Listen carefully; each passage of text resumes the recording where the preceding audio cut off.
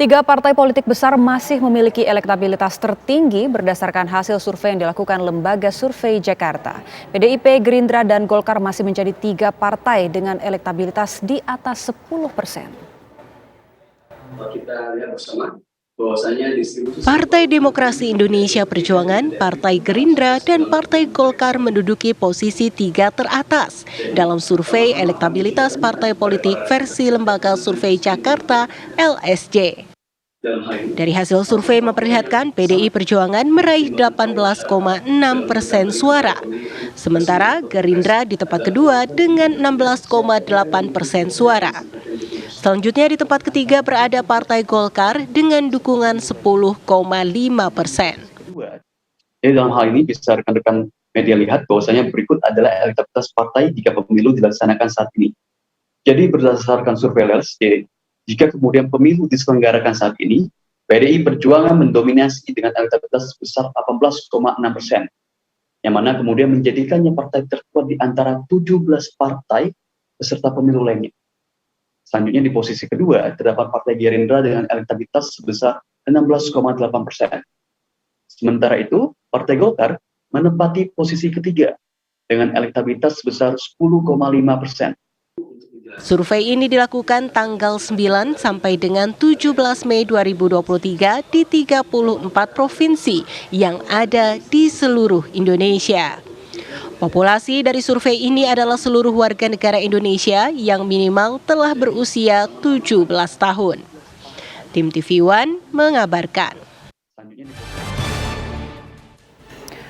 Pemirsa, Ketua Umum Pimpinan Pusat Muhammadiyah Haidar Nasir dan Ketua Umum Pengurus Besar Nahdlatul Ulama atau PBNU Gus Yahya Khalil Stakuf melakukan pertemuan di gedung PBNU Jakarta Pusat. Sejumlah hal dibahas dalam pertemuan tersebut termasuk mengenai agenda pemilu 2024.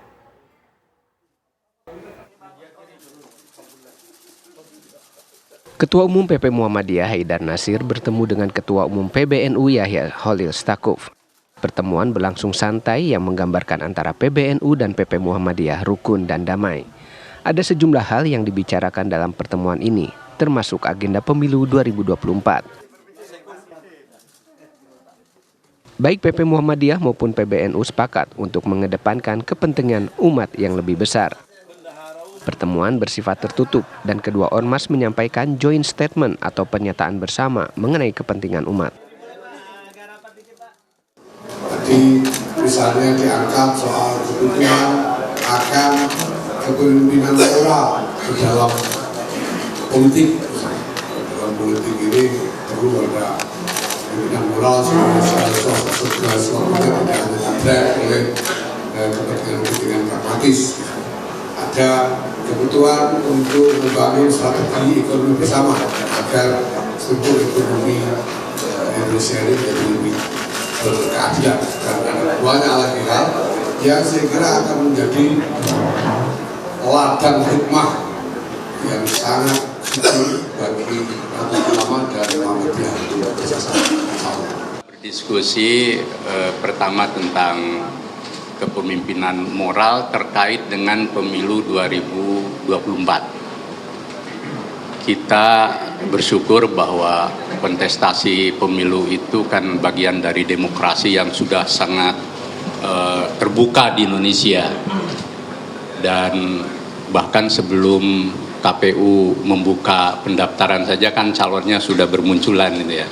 Itu menunjukkan betapa dinamisnya politik Indonesia. Tetapi selain kita berharap bahwa pemilu 2024 itu berjudul dan bermartabat, ada visi dan arah moral sekaligus juga visi kebangsaan yang kokoh.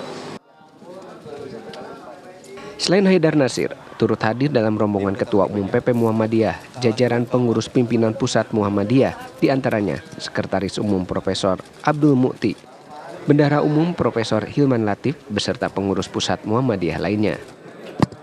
Dari Jakarta, Ikra Anggana, Dudi Hardiansyah, TV One mengabarkan.